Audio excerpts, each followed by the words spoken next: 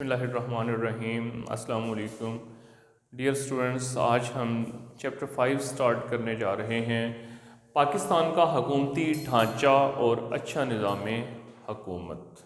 یعنی کہ ہماری جو حکومت ہے، حکومت پاکستان، یہ کام کیسے کرتی ہے، اس کا سٹرکچر کیا ہے، اور سیاسی لوگ کون ہوتے ہیں، سرکاری لوگ کون ہوتے ہیں، اس حوالے سے ہم ڈسکشن کریں گے کہ وفاقی حکومت اصل میں اس کے ادارے کون کون سے ہیں، ورکنگ کیسے کرتی ہے، اس حوالے سے آج کا ہمارا ٹاپک ہے۔ وفاقی حکومت یا کسی بھی ریاست کو چلانے کے لیے 3 اہم ترین ستون ہوا کرتے ہیں۔ کسی بھی ریاست کے 3 اہم ترین پلرز جو ہوتے ہیں وہ مقننہ، انتظامیہ اور عدلیہ۔ وفاقی حکومت کچھ اہم ادارے اپنے پاس رکھتی ہے، جیسے کہ وزارت داخلہ ہے، وزارت خارجہ ہے، وزارت خزانہ ہے، کسٹم ہے، اور اس طرح کے کچھ اہم ادارے، وزارت دفاع ہے، وزارت مواصلات ہے، یہ اپنے پاس رکھتی ہے۔ اور باقی کے جو ادارے ہیں، جیسے کہ تعلیم کے حوالے سے، صحت کے حوالے سے، شاہراہات کے حوالے سے، جنگلات کے حوالے سے، اور دیگر جو ادارے ہیں صنعت و حرفت کے، وہ صوبوں کو دے دیا کرتی ہے۔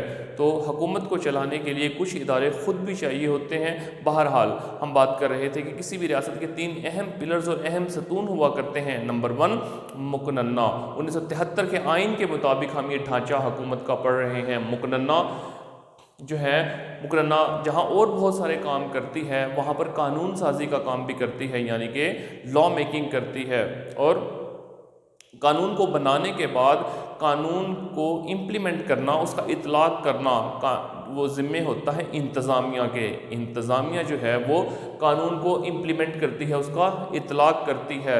اور عدلیہ جو ہے، عدلیہ اس کی قانون کی نہ صرف توضیح اور تشریح کرتی ہے، بلکہ جو قانون کی وائلیشن کرے، قانون کو نہ مانے، قانون کو توڑ دے، عدلیہ جو ہے، جوڈیشری جو ہے، اس کو سزا بھی دیا کرتی ہے۔ ایک بار پھر بتا دیتا ہوں آپ کو کہ کسی بھی ریاست کے 3 اہم ادارے، 3 اہم پلرز، 3 اہم ستون ہوا کرتے ہیں: مقننہ، انتظامیہ اور عدلیہ۔ مقننہ کا کام قانون بنانا، انتظامیہ کا کام قانون کو لاگو کرنا، اور عدلیہ کا کام جو ہے وہ قانون کی توضیح اور تشریح کرنے کے ساتھ ساتھ امن و امان قائم کرنے کے لیے، قانون نہ ماننے والوں کے لیے جو ہے وہ سزائیں سنانا اور ان کو سزا دینا۔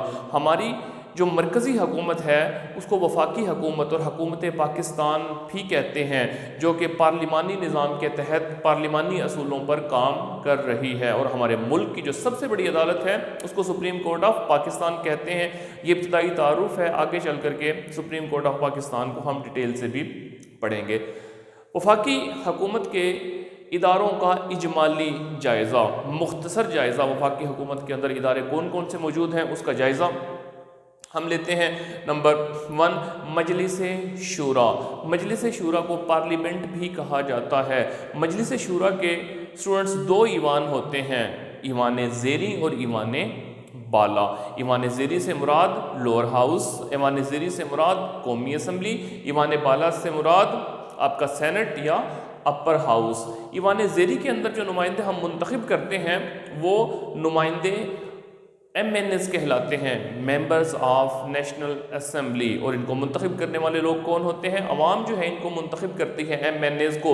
MNAs کی تعداد 342 ہے۔ قومی اسمبلی میں جو لوگ جا کر کے ہماری نمائندگی کر رہے ہوتے ہیں ان کی کل تعداد 342 ہے، اور یہ 5 سال کے لیے یہ لوگ منتخب کیے جاتے ہیں۔ اب ان کی میں آپ کو تھوڑی سی ڈویژن بھی بتا دیتا ہوں کہ پنجاب سے، سندھ سے، KPK سے اور بلوچستان سے MNAs کی تعداد کیا ہے۔ آپ کو یہ تعداد یہاں پر مختلف نظر آئے گی، اور مختلف ہونے کی وجہ کیا ہے؟ وجہ یہ ہے کہ یہ صوبے کی پاپولیشن کے حساب سے، اس کے تناسب سے جو ہے وہ MNAs کو چنا جاتا ہے۔ پنجاب کے جو ممبر آف نیشنل اسمبلیز ہیں وہ ٹوٹل 183 کیسے بنتے ہیں؟ اس میں میل اور فیمیل 35 + 148۔ یہ بک کے اندر اگر آپ کو کلیئر نظر نہ بھی آ رہا ہو تو بک کے اندر یہ تعداد جو ہے وہ مینشن ہے۔ سندھ 75، KPK 43، اور بلوچستان جو ہے اس کے جو ہے MNAs کی تعداد 17 ہے۔ ڈیئر اسٹوڈنٹس، اسلام آباد جو ہے وہ کسی صوبے کا حصہ نہیں ہے، اسلام آباد کی اپنی حیثیت الگ ہے، اسلام آباد کسی صوبے کے اندر نہیں آتا۔ تو اسلام آباد کے بھی رکن اسمبلی جو ہیں ان کی تعداد 2 ہے۔ قبائلی علاقہ جات، فیڈرلی ایڈمنسٹریٹڈ ٹرائبل ایریاز، قبائلی علاقہ جات، ان کے اراکین کی تعداد 12، اور مائنورٹیز، آپ کو پتہ ہے کہ یہ پاکستان جو ہے یہ اسلامی ملک ہے، لیکن یہاں پر اقلیتیں بھی رہتی ہیں، یہاں پر ہندو بھی ہیں، سکھ بھی ہیں، عیسائی بھی ہیں، پارسی بھی ہیں، تو ان مائنورٹیز کی جو تعداد ہے وہ 10 ہے۔ تو اس طرح سے یہ ٹوٹل اگر اس کو ہم جمع کر لیں تو یہ تعداد بن جاتی ہے 342۔ یہ جو اراکین ہیں یہ 5 سال کے لیے منتخب ہوتے ہیں، یا تو 5 سال تک رہیں گے، اور یا پھر جب تک اسمبلی 5 سال سے پہلے اگر اسمبلی کو ڈیزولو کر دیا جائے تو ان کی حیثیت بھی، سیاسی نمائندوں کی حیثیت بھی ختم ہو جاتی ہے۔ اب آپ آ جائیں ایوان بالا کی طرف، جس کو اپر ہاؤس بھی کہا جاتا ہے، جس کو سینٹ بھی کہا جاتا ہے، اور سینٹ کے اراکین کی جو تعداد ہے 104 ہے۔ یہ ایم این ایز جو ہیں 5 سال کے لیے، اور ایوان بالا کے جو اراکین ہیں جو کہ سینیٹرز کہلاتے ہیں، یہ 6 سال کے لیے منتخب ہوتے ہیں۔ ہر 3 سال کے بعد سینٹ کا الیکشن ہوتا ہے، اور اس میں سے آدھے لوگ جو ہیں وہ آٹومیٹکلی اپنی مدت میعاد پوری کر چکے ہوتے ہیں، سسٹم ہی ایسا ڈیولپ کیا گیا ہے، اور پھر جو ہے 6 سال کے لیے لوگ آ جاتے ہیں۔ جب اگلے 3 سال گزرتے ہیں تو ریمیننگ ہاف بھی ریٹائر ہو جاتے ہیں۔ ان کی تعداد 104 ہے، اور صوبوں کو سینٹ کے اندر مساوی نمائندگی دی گئی ہے، برابر کی نمائندگی دی گئی ہے۔ یہاں پر آپ کو پتہ ہے کہ سیٹس کی تعداد کم اور زیادہ ہے۔ یہاں پر برابر اس لیے رکھی گئی ہے کیونکہ آپ کی مجلس شورا، آپ کی مقننہ، آپ کی پارلیمنٹ قانون سازی کا کام کرتی ہے۔ ایسا نہ ہو کہ جن صوبوں کے اراکین کی تعداد زیادہ ہے وہ کسی تعصب کی بنا پر یا کسی اور وجہ سے، کسی اپنے مفاد کی خاطر کوئی ایسا قانون منظور کروا لے جو دوسرے صوبے کے اگینسٹ جا رہا ہو، تو قانون سازی میں دونوں ہی ایوان جو ہیں وہ برابر کے اختیارات رکھتے ہیں۔ تو یہاں پر نمائندگی تمام صوبوں کی برابر رکھی گئی ہے تاکہ اس طرح کا کوئی جو ہے وہ غیر منصفانہ قانون نہ بن سکے۔ ہر صوبے سے 22 لوگ جو ہیں وہ لیے جاتے ہیں جن کو سینیٹر کہتے ہیں، اور ان میں ٹیکنوکریٹس بھی شامل ہوتے ہیں۔ ٹیکنوکریٹ کس کو کہتے ہیں؟ ٹیکنیکل ایکسپرٹس کو کہتے ہیں، جو مختلف فیلڈ میں، مختلف زراعت کے اندر، صنعت و حرفت کے اندر، سائنس اور ٹیکنالوجی کے جو ماہرین ہوتے ہیں تاکہ قانون سازی کرنے میں آسانی ہو سکے۔ ٹیکنوکریٹ بھی اس میں شامل کیے جاتے ہیں۔ اسلام آباد سے سینیٹرز کی تعداد 4 بشمول عالم دین اور 1 عورت کی سیٹ موجود ہے۔ قبائلی علاقہ جات سے 8 لوگ، اور مائنورٹیز 4 سے مراد کیا کہ ہر صوبے سے ایک اقلیت کا رکن بھی چنا جاتا ہے۔ اور ان لوگوں کو، ایم این ایز کو ہم جو منتخب کرتے ہیں یہ ہم ڈائریکٹ ووٹ دے کر منتخب کرتے ہیں، اور جن لوگوں کو اسمبلیوں میں ہم نے بھیجا ہوتا ہے ایم پی ایز کے نام پر، وہ ایم پی ایز جو ہیں منتخب کرتے ہیں، ووٹ ڈالتے ہیں سینیٹرز کو۔ وہی بات ہے کہ متعلقہ صوبائی اسمبلیاں جو ہیں ان کو منتخب کرتی ہیں۔ ہاں، اسلام آباد اور جو قبائلی علاقہ جات کے نمائندے ہیں ان کو منتخب کون کرے گا؟ ان کو آپ کی قومی اسمبلی منتخب کرے گی۔ اب نیکسٹ آپ آ جائیں مجلس شورا کے فرائض۔ مجلس شورا کے اراکان کی جو تعداد تھی اس کو تو ہم نے ڈسکس کر لیا۔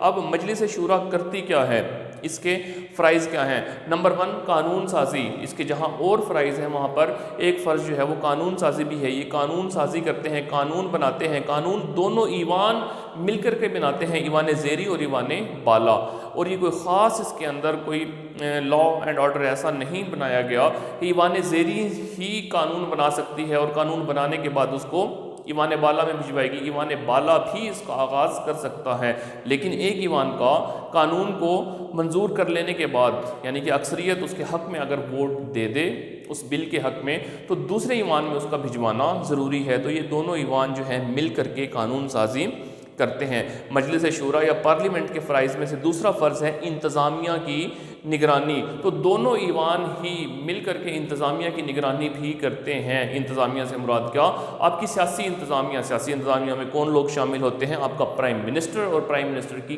کابینہ یا کیبنٹ کے لوگ جو ہیں وہ شامل ہوتے ہیں، تو ان کی نگرانی بھی کرتے ہیں دونوں ایوان۔ نگرانی کا طریقہ کیا ہوتا ہے؟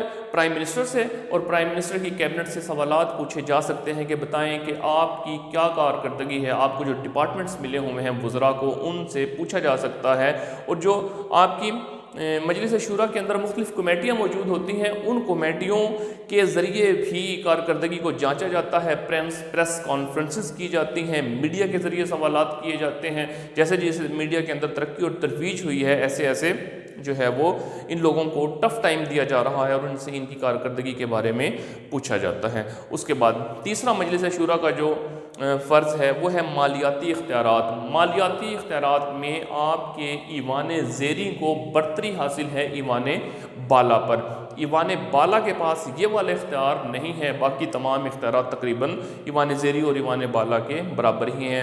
اس میں کیا جی کہ یہ آپ کی جو قومی اسمبلی ہے یہ بجٹ بناتی ہے، ٹیکسز لگاتی ہے، ٹیکسز ختم کرتی ہے، مختلف محکموں کی کٹوتی کرتی ہے یا ان کا بجٹ جو ہے وہ بڑھا دیتی ہے، پینشن کے اندر کمی یا پینشن کے اندر اضافہ، تو یہ مالیاتی اختیارات آپ کی قومی اسمبلی کے پاس موجود ہیں۔ اس کے بعد انتخابی اختیارات سے مراد کیا کہ آپ لوگوں کو چن کر کے بھیج دیتے ہیں صوبائی اسمبلی کے اندر اور قومی اسمبلی کے اندر، اور پھر صدر کا انتخاب کیسے ہوتا ہے؟ پارلیمنٹ یا مجلس شورا کے دونوں ایوان زیریں اور ایوان بالا اور تمام صوبوں کی، چاروں صوبوں کی اسمبلیاں مل کر کے منتخب کرتی ہیں صدر پاکستان کو۔ اور اس کے بعد وزیر اعظم کا انتخاب کیسے ہوتا ہے؟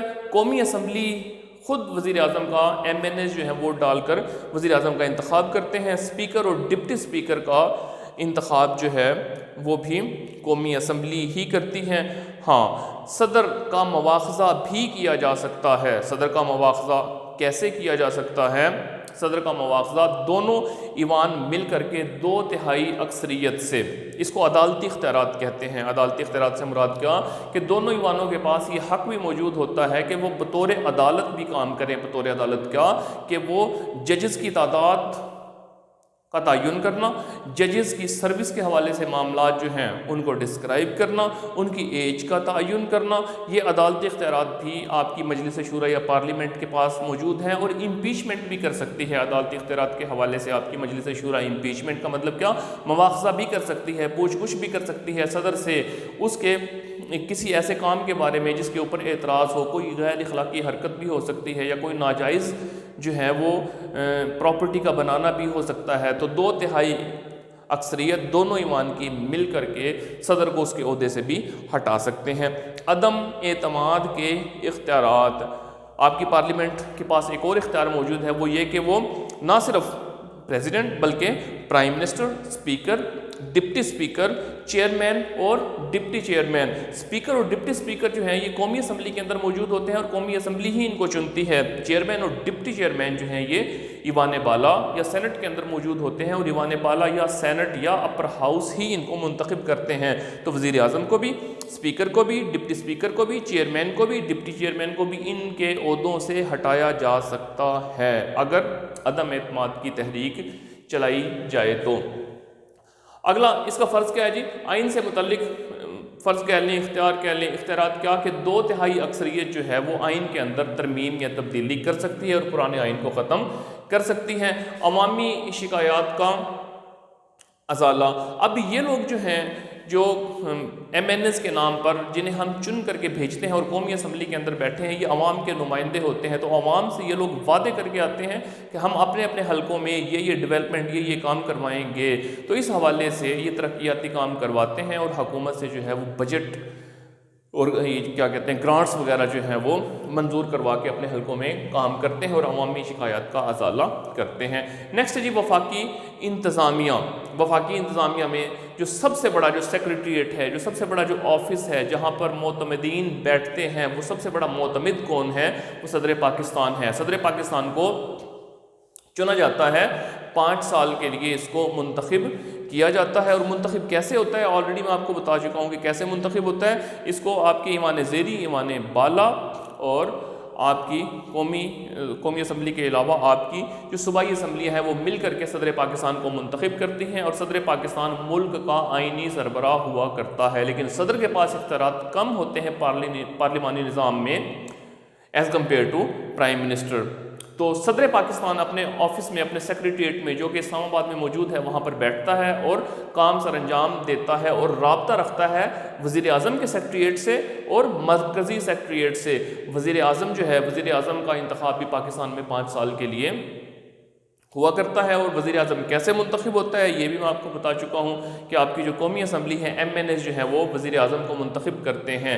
مرکزی سیکریٹریٹ تمام وزارتوں کا مرکز ہوتا ہے اور تمام وزیر یہاں پر بیٹھتے ہیں. گویا یہ ایک ٹرائی اینگل ہے، صدر کا سیکریٹریٹ، وزیر اعظم کا سیکریٹریٹ اور مرکزی سیکریٹریٹ، جہاں پر کہ حکومت کے فرائض سر انجام دیے جا رہے ہوتے ہیں. وزارت کیا ہوتی ہے؟ کسی بھی وفاقی محکمے کو چلانے کے لیے، اس کی پالیسیاں بنانے کے لیے اس کا جو ہیڈ ہوتا ہے وہ ایک وفاقی وزیر ہوتا ہے. کون ہوتا ہے؟ وفاقی وزیر ہوتا ہے. اور وفاقی وزیر بننے کے لیے اہلیت کا ہونا، اہلیت کیا ہے؟ اس کے لیے MNA ہونا ضروری ہے. وزارت کے بعد وزارت کو جب اس کی کارکردگی کو بہتر کرنے کے لیے اس کو چھوٹے چھوٹے حصوں میں تقسیم کر دیا جاتا ہے تو اس کو ڈویژنز کہتے ہیں. ڈویژنز کا جو سیاسی سربراہ ہوتا ہے اس کو وزیر مملکت کہتے ہیں. اور ڈویژنز کے اندر جو ہے سپورٹ کرنے کے لیے، ڈویژن کو سپورٹ کرنے کے لیے کئی ایک جو ہے منسلکہ محکمے موجود ہوتے ہیں جو کہ اس سے جڑے ہوئے ہوتے ہیں. ہر منسلکہ محکمے کے کئی ایک آگے ماتحت دفاتر ہوتے ہیں. جیسے کہ میں بات کو مزید سمپلیفائی کر دیتا ہوں آپ کے لیے. وزارت ریلوے ہے، شیخ رشید جو ہے اس کا وفاقی وزیر ہے.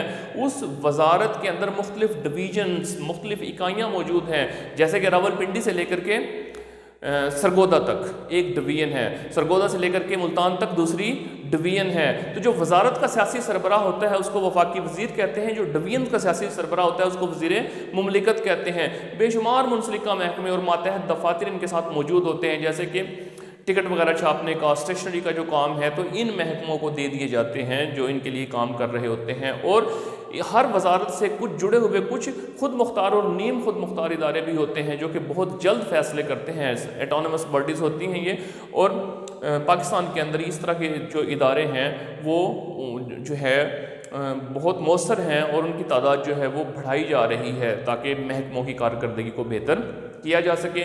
اہم عہدیدار پاکستان میں کون کون سے ہیں آلریڈی بتا چکا ہوں کہ ملک کا جو سربراہ ہے بے شک اختیارات اس کے پاس کم ہیں، بے شک وہ وزیر اعظم کے مشورے سے چلتا ہے، لیکن ملک کا سربراہ اصل میں صدر پاکستان ہی ہوا کرتا ہے جو کہ منتخب ہوتا ہے آپ کی پارلیمنٹ اور صوبائی اسمبلیوں کے ذریعے. وزیر اعظم جو کہ منتخب ہوتا ہے آپ کی قومی اسمبلی کے ذریعے. وفاقی کابینہ میں وزراء کی ٹیم شامل ہوتی ہے. اور یہ وزراء کون ہوتے ہیں؟ یہ وزراء MNAs ہوتے ہیں. اور یہ MNAs جو ہیں آپ کے کچھ لوگوں کو وفاقی وزیر بنا دیا جاتا ہے اور کچھ لوگوں کو وزیر مملکت بنا دیا جاتا ہے. اس کے علاوہ سیکریٹری، ہر وزارت کا ایک سیاسی سربراہ ہوتا ہے اس کو وفاقی وزیر کہتے ہیں. ہر وزارت کا ایک انتظامی سربراہ ہوتا ہے اس کو سیکریٹری کہتے ہیں. سیکریٹری حکومت کی پے رول پہ ہوتا ہے، حکومت کا ملازم ہوتا ہے اور اپنے فرائض سر انجام دیتا رہتا ہے جب تک کہ اس کی ریٹائرمنٹ کی عمر پوری نہیں ہو جاتی. جبکہ سیاسی لوگ آج ہیں کل نہیں ہیں، یہ تبدیل بھی ہوتے رہتے ہیں، حکومتیں ختم بھی ہو جاتی ہیں. تو یہ انتظامی سربراہ ہوتا ہے. سیکریٹری کسی بھی محکمے کا انتظامی سربراہ ہوتا ہے. یہ پالیسیاں بنانے میں اپنے وزیر کی مدد کرتا ہے اور اپنے وزیر کے ذریعے وزیر اعظم تک اپنی بات پہنچانے کی اہلیت بھی رکھتا ہے. ایڈیشنل سیکریٹری یہ وزارت میں دوسرے نمبر پہ ہوتا ہے اور اس کا گریڈ 21 ہوتا ہے. گورنمنٹ کا یہ ملازم ہوتا ہے اور یہ انتظامی سربراہ ہوتا ہے ڈویژن کا اور یہ مدد کرتا ہے کس کی؟ وزیر مملکت کی. اور اس طرح سے پرائم منسٹر تک ایک چین جو ہے بنتی چلی جاتی ہے. وزارت میں تیسرے نمبر پہ آ جاتا ہے آپ کا جوائنٹ سیکریٹری. یہ بھی گورنمنٹ کا ملازم ہوتا ہے اور 20ویں گریڈ کا آفیسر ہوتا ہے. اور یہ جو لوگ ہیں یہ بیوروکریٹس کہلاتے ہیں اور یہ CSP آفیسرز ہوتے ہیں. انتہائی طاقتور لوگ ہوتے ہیں یہ. 20वें ग्रेड का अफसर होता है और वजारत में इसका तीसरा नंबर होता है। ऊपर से अहकामात वसूल करता है और नीचे उनको भेजता है, इम्प्लीमेंट करता है, रिपोर्टिंग करता है। उसके बाद चौथे नंबर पे आ जाता है डिप्टी सेक्रेटरी। ये अपने जो है विंग का इंचार्ज होता है और उसी हिरार्की के तहत काम कर रहा है। ऊपर से जो अहकामात मिलते हैं उनको नीचे इम्प्लीमेंट करता है। सेक्शन ऑफिसर, सेक्शन छोटे छोटे, हर वजारत के अंदर डिवीजन के अंदर सेक्शंस बनाए जाते हैं ताकि उस महकमे की कारकर्दगी को बेहतर किया जा सके। सेक्शन ऑफिसर जो है वो अपने सेक्शन का ज़िम्मेदार होता है। ये ग्रेड 17 या ग्रेड 18 का ऑफिसर हो सकता है। तो ये थे आपके अहम ओहदेदार। अब हम पढ़ते हैं जी सुप्रीम कोर्ट ऑफ पाकिस्तान, जिसका हमने शुरू में जिक्र किया था कि किसी भी रियासत को चलाने के लिए 3 अहम सतून हुआ करते हैं। वो 3 अहम सतून कौन कौन से हैं? मुकरना है, इंतज़ामिया है और अदलिया है। मुकरना किसको कहते हैं? जो कानून बनाती है। इंतज़ामिया, ये सारे के सारे लोग जो हैं ये सियासी इंतज़ामिया और गवर्नमेंट के employees, secretary, additional secretary, deputy secretary, joint secretary, section officer, इस तरह से ये जो है वो चल रहा होता है। और कानून की तोज़ी और तशरीह करने के लिए, मुल्क के आइन की हिफाजत करने के लिए, लॉ एंड ऑर्डर को मेंटेन करने के लिए एक अदालत होती है। उस अदालत को कहते हैं सुप्रीम कोर्ट ऑफ पाकिस्तान। ये मुल्क की सबसे बड़ी अदालत है। इसका सदर दफ्तर जो है, इसका हेड ऑफिस जो है वो इस्लामाबाद में है और इसके सबसे बड़े जज को, इसके हेड को क्या कहते हैं? Chief justice of Pakistan. Chief justice of Pakistan की उम्र की हद, रिटायरमेंट की उम्र जो है वो 65 ईयर्स तक है। इसका इंतखाब सदर पाकिस्तान करता है और बाकी जजेस का इंतखाब जो है वो पार्लिमानी कमेटी और जुडिशल काउंसिल जो है वो करती है। सुप्रीम कोर्ट का सदर दफ्तर तो हमें पता चल गया कि इस्लामाबाद में है, लेकिन तमाम सूबों के अंदर भी इसकी ब्रांचेस मौजूद हैं। लाहौर में, कराची में, पेशावर में और कोयटा में इनकी जो ब्रांचेस हैं वो मौजूद हैं। अब सुप्रीम कोर्ट के इख्तियारात क्या हैं? ये किस दायरे के अंदर रह करके काम करती है? बुनियादी समात का इख्तियार सूबों के अंदर और वफाक के अंदर खुदा न खास्ता अगर किसी किस्म के कोई कॉन्फ्लिक्ट्स हैं, कोई तनाज़े हैं, तो उन केसेस की समात भी सुप्रीम कोर्ट करेगी। अपीलों की समात का इख्तियार, जो फैसले पहले से हो चुके हैं, हाई कोर्ट्स कर चुके हैं और लोग उनकी अगर अपीलें करना चाहते हैं तो वो भी सुप्रीम कोर्ट में की जा सकती हैं। मुशावरती इख्तियारात, सदर पाकिस्तान अगर चाहे तो सुप्रीम कोर्ट से, चीफ जस्टिस ऑफ पाकिस्तान से किसी अहम मामले पर, किसी मुल्की अमूर पर जो है वो मशवरा कर सकता है और चीफ जस्टिस उसको मशवरा भी देता है। लेकिन सदर पाकिस्तान इस बात का पाबंद नहीं है कि उस मशवरे के ऊपर अमल भी करे। निगरानी का इख्तियार, निगरानी के इख्तियार से मुराद क्या कि जितनी भी ब्रांचेस हैं उन ब्रांचेस को सुपरवाइज़ करना, उनकी फंक्शनिंग को देखना कि क्या वो अपनी ड्यूटीज़ ठीक तरीके से परफॉर्म कर रही हैं या नहीं कर रही। तो आज के लेक्चर में हमने समझने की कोशिश की कि